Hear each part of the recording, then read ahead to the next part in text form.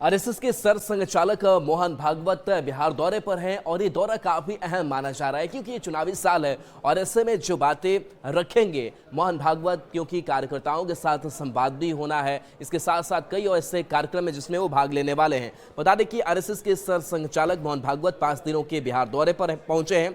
बुधवार देर शाम मोहन भागवत मुजफ्फरपुर पहुंचे। आज वे सुपौल के लिए रवाना होंगे, जहां वे कई कार्यक्रम में शामिल होंगे। भागवत सुपौल में सरस्वती विद्या मंदिर के नए भवन का उद्घाटन करेंगे। इसके साथ ही वे आरएसएस कार्यकर्ताओं और संगठन के पदाधिकारियों के साथ मीटिंग भी करेंगे। इस साल बिहार में विधानसभा चुनाव होने वाले हैं, ऐसे में मोहन भागवत का यह दौरा काफी अहम माना जा रहा है। मोहन भागवत का यह दौरा कई मायनों में खास है। ये पहला मौका होगा जब आरएसएस प्रमुख भारत नेपाल सीमा पर किसी कार्यक्रम को संबोधित करेंगे।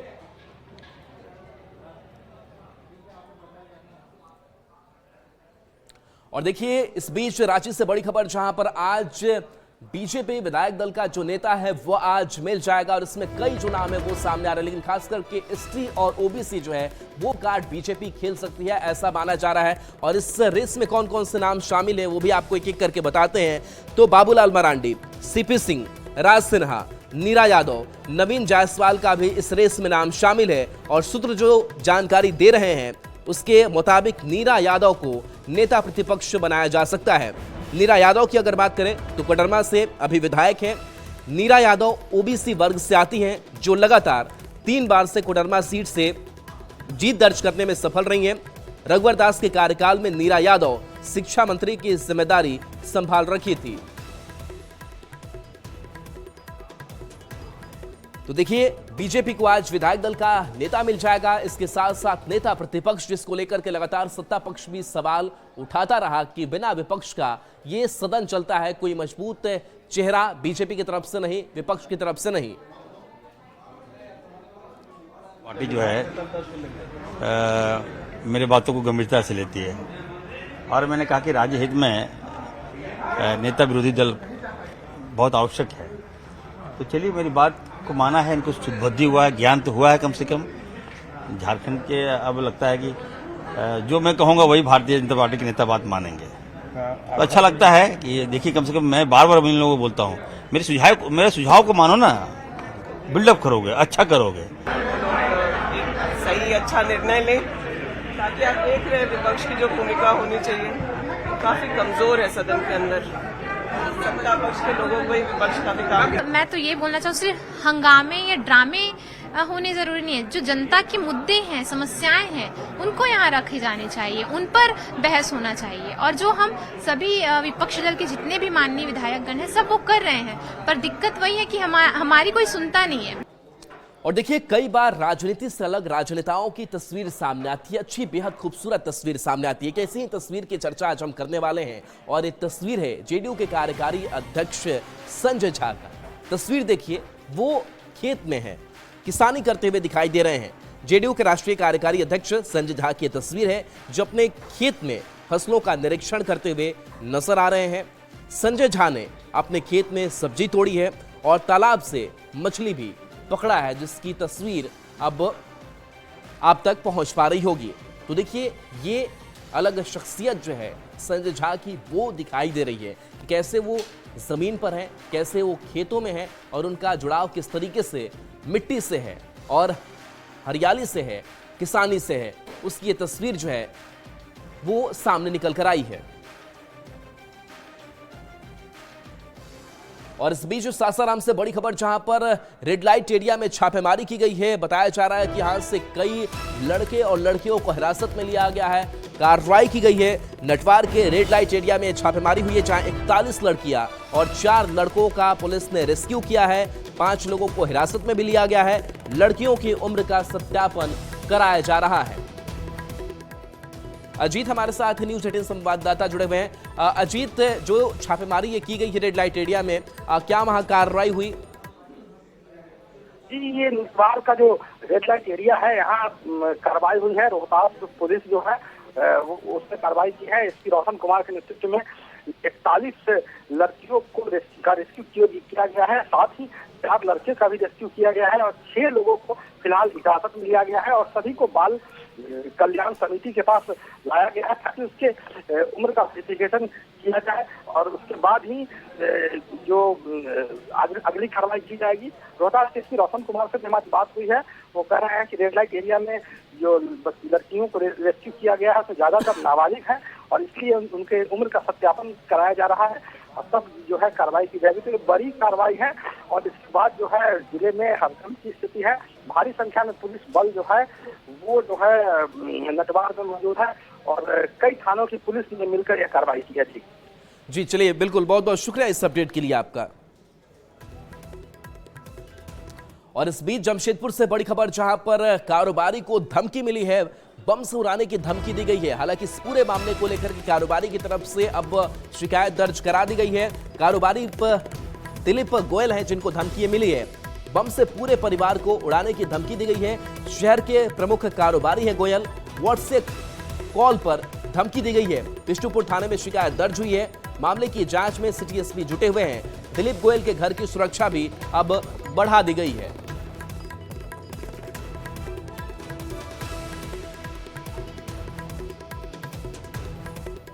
तो देखिए, जमशेदपुर से बड़ी खबर, जहां कारोबारी दिलीप गोयल को धमकी मिली है और बम से पूरे परिवार को उड़ाने की धमकी दी गई है। बता दें कि शहर के प्रमुख कारोबारी गोयल हैं और पूरा परिवार यह दहशत में है। पुलिस से शिकायत की गई है, पुलिस मामले की तफ्तीश में जुटी हुई है। इसके साथ साथ पुलिस ने दिलीप गोयल के घर की सुरक्षा भी बढ़ा दी है।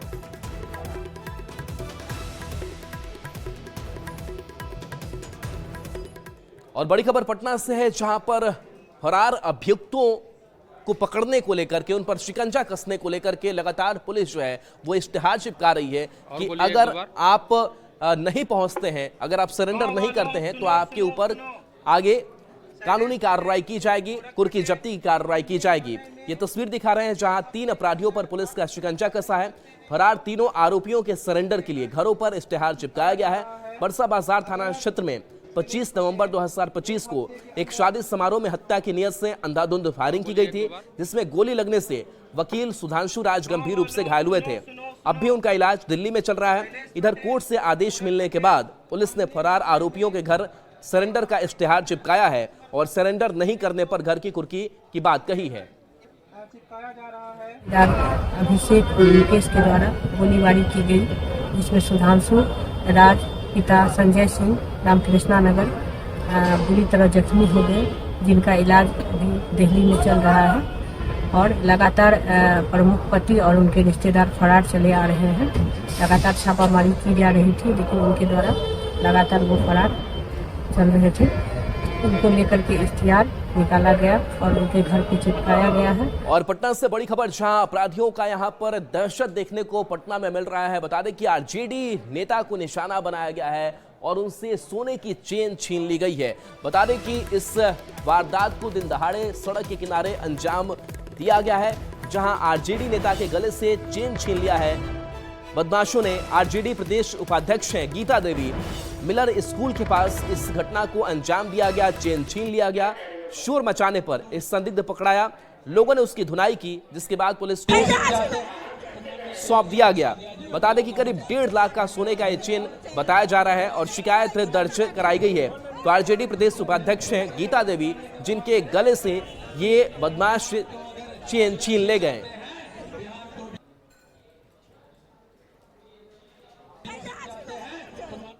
और पूर्णिया से खबर है, जहां पर जमीन विवाद में हिंसक झड़प हो गई। लोग एक दूसरे पर वार पलटवार करना शुरू कर दिया और इस पूरे मामले को लेकर के अब पुलिस भी तफ्तीश करने में जुटी हुई है।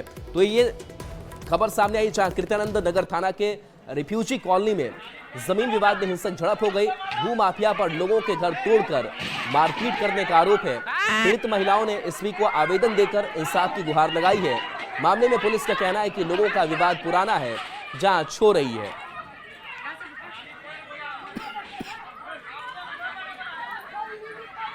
तो ये तस्वीर देखिए किस तरीके से कृत्यानंद नगर में लोग एक दूसरे से लड़ते भिड़ते हुए दिखाई दे रहे हैं। काफी संख्या में महिलाएं भी हैं और लोग एक दूसरे पर लाठी डंडों से वार कर रहे हैं, एक दूसरे के साथ मारपीट कर रहे हैं और एक पक्ष जो है वो दूसरे पक्ष की महिलाओं के साथ मारपीट करता हुआ दिखाई दे रहा है। तो जिसके हाथ में जो मिला है उसी से वो मारपीट करते हुए दिखाई दे रहे हैं। बता दें कि भूमाफियाओं पर लोगों के घर तोड़कर मारपीट करने का आरोप लगा है।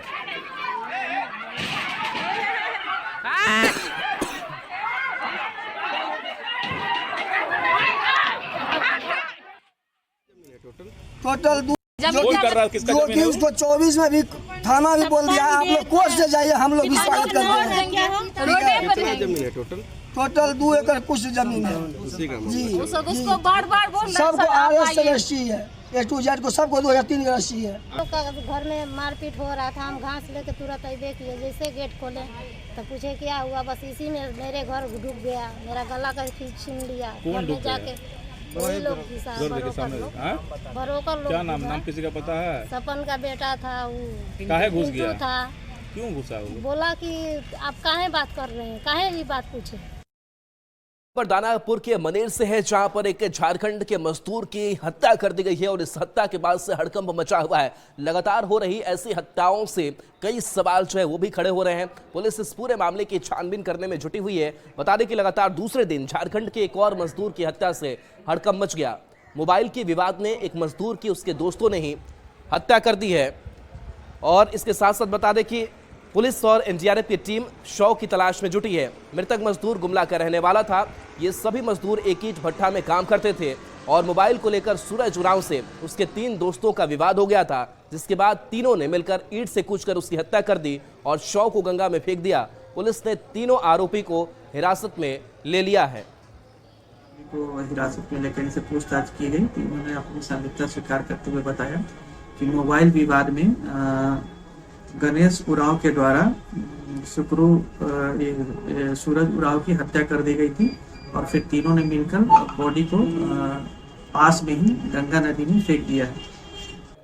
कटिहार की अगर बात करें तो यहाँ कई ऐसे घर हैं जहां पर बेटियां घर से बाहर निकलने में आज भी सोचती है, लेकिन उसी कटिहार जिले में आज बेटियां खेल के मैदान में है, कबड्डी खेल रही हैं और अपना परचम लहराती हुई दिखाई दे रही हैं। एक खेल प्रतियोगिता का आयोजन और इस आयोजन के जरिए महिलाओं को, बेटियों को सशक्त करने की एक बड़ी कोशिश। बता दें कि राष्ट्रीय और अंतर्राष्ट्रीय स्तर पर परचम लहराने की तैयारी में बेटियां हैं और इनके सपनों को उड़ान दे रही हैं कबड्डी की अंतर्राष्ट्रीय खिलाड़ी मीनू दीदी, जो कोच के रूप में इन्हें हर कदम पर हौसला बढ़ा रही है। भारतीय महिला अब सिर्फ चूल्हा चौकी के दौर तक ही सीमित नहीं है, बल्कि खेल के मैदान में भी अपना दबदबा कायम करे। कई तस्वीर इस तरह से पूरे देश से सामने आता है। ये एक सुदूर इलाका कटिहार की तस्वीर है, जहां मीनू मैडम के सहारे तमाम बच्चियां कबड्डी के ट्रेनिंग ले रही है और इसमें से कई बच्चियां जो है अंतर्राष्ट्रीय स्तर पर भी प्रदर्शन कर चुकी है या करने वाली है। जरा बात कर लेते हैं। अंतर्राष्ट्रीय महिला दिवस है और एक आइकॉनिक है आप कटिहार के लिए, कबड्डी के गुर सिखा रहे। कैसे आया ये सोच खिलाड़ी से कोच तक का सफर? खिलाड़ी से कोच तक का सफ़र तो मेरा बहुत अच्छा रहा। काफ़ी स्ट्रगल करना पड़ा और यहाँ तक आने के लिए तो बहुत सारा परेशानी, बहुत सारा समस्या को फेस करते हुए आए। और कटिहार की टीम 199 से मेरा टूर्नामेंट स्टार्ट हुआ, कबड्डी स्टार्ट किया। उसके बाद खेलते खेलते थोड़ा परेशानी हुआ। उसके बाद खेलते खेलते ECR रेलवे हाजीपुर में मेरा जॉब का अप्लाई किया, उसमें मेरा सिलेक्शन हुआ और उनको जॉब मिला। 2008 के जाने के बाद कटिहार टीम टूट चुकी थी। काफ़ी अच्छा नहीं लगता था जब अदर डिस्ट्रिक्ट टूर्नामेंट वगैरह होता था स्टेट में, तो पता चलता था कटिहार टीम नहीं आई। तो फिर मेरा मन बना रहता था क्या कि नहीं आए यहाँ कटिहार का टीम को फिर से हम एक अच्छे से खड़ा करें। तो 2015 में मेरा वहाँ से ट्रांसफ़र हुआ कटिहार स्टेट में। फिर हम 2015 से काफ़ी बच्चों को ले करके बहुत सारा जगह जा करके बच्चों को। कितने बच्ची है अभी मेरे पास 25 बच्चियां हैं। अच्छा, कबड्डी को ही क्यों चुने? इतना सारा खेल के बीच कबड्डी को ही क्यों चुने? क्योंकि कबड्डी में मेरा दिलचस्प लगा, रुचि लगा कि हम इसमें आगे तक खेल सकते हैं, इसलिए हम कबड्डी को चुने। कितना सपोर्ट मिलता है मीनू मैडम से? कितना सपोर्ट मिलता है? मीनू दी हमें 19% 100% सपोर्ट करती हैं कि तुम खेलो आगे तक, जब जो चीज़ का ज़रूरत होता है वो पूरा करती है हम लोगों का। आगे क्या सोचे हैं आगे तक के लिए? क्या आगे सोचना है कि इंडिया खेलना है, उतना मेहनत करना है और दीदी का सपोर्ट तो है ही आगे। क्या नाम है? अदिति कुमारी। तो देखिए ये एक सुखद तस्वीर है कटिहार जैसे सुदूर इलाके से, जहां लड़की अब घर से निकलकर कबड्डी के मैदान पर दबदबा दिखा रही है और आने वाले दिनों में ये बच्ची देश के लिए खेलने का इच्छा रखती है। सुब्रत, न्यूज़ 18 कटिहार। और देखिए झारखंड से बड़ी खबर, जहां मैट्रिक पेपर लीक मामले में जांच अब तेज कर दी गई है। बता दें कि पुलिस सब आरोपियों के परिजनों से भी पूछताछ करने पहुंची थी, उनसे पूछताछ की गई है। बता दें कि कोडरमा पुलिस ने गिरिडीह में जांच की है, कई अन्य लोगों से भी पूछताछ हो सकती है। पेपर लीक मामले में मास्टरमाइंड समेत 6 आरोपियों की गिरफ्तारी हो चुकी है। आरोप है कि प्रश्न पत्र को स्ट्रांग रूम में रखने के दौरान हुई चूक पर चर्चा होना तय है। इसके अलावा किस पदाधिकारी के जिम्मे पूरी व्यवस्था को देखना था, किस पुलिस अधिकारी को सुरक्षा व्यवस्था देखने का जिम्मा मिला था, कौन कौन से कर्मी तैनात थे, किन जवानों को तैनात किया गया था, ऐसी क्या परिस्थिति बनी कि टोटो मंगानी पड़ी, इस सारे मसलों पर जांच तेज कर दी गई है। बिजली कब गुल हुई थी, इस सवाल के भी जवाब तलाशने की कोशिश में पुलिस जुटी हुई है। और चलिए न्यूज़ रूम लाइव में इतना ही। न्यूज़ 18 बिहार झारखंड पर खबरें आपके लिए लगातार जारी है।